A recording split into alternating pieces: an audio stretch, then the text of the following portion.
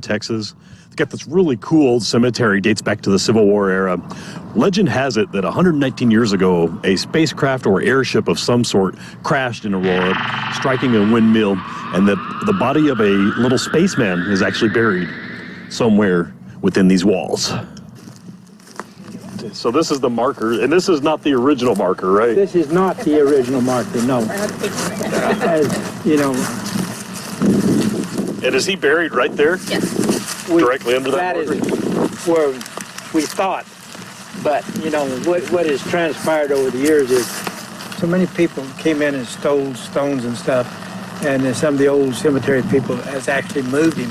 So we really don't know where is that, because they didn't want people coming in and disturbing the site. Oh, gotcha, okay. So in reality, nobody really knows where he was buried, because there's nobody alive now, people that didn't pass it on.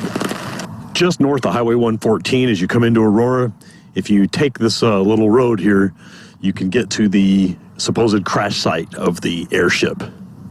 It's just beyond that fence right there.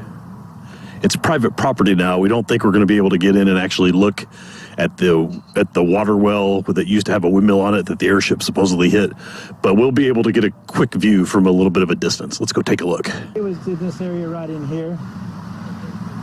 You see that slab right there? That is believed to be the old water well, now closed up. Used to have a windmill on top of it, and that is what the airship supposedly struck in 1897. Crashed in this area right here. Now, Saturday's Aurora Alien Encounter will be held here at the relatively new MD Resort. Local leadership in Aurora, you know, their take on this is, regardless of whether you believe an alien spacecraft actually crashed in Aurora in 1897, that tale is now part of the Aurora story, and that in itself is worth celebrating. When I was a child, I would visit some of the locals, and my particular favorite was Mr. Mayfield. He made all kinds of little crafts, and we would go and sit on his front porch, and he would tell us the story of the alien. And he said that it did, in fact, happen.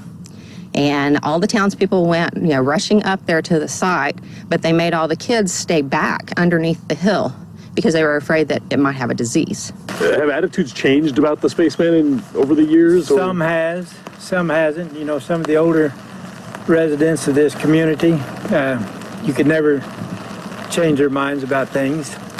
So a lot of people believe it, and a lot of people don't. And it's just, you know, it's just what it is. I think it would take probably an act of God to get some people convinced about it.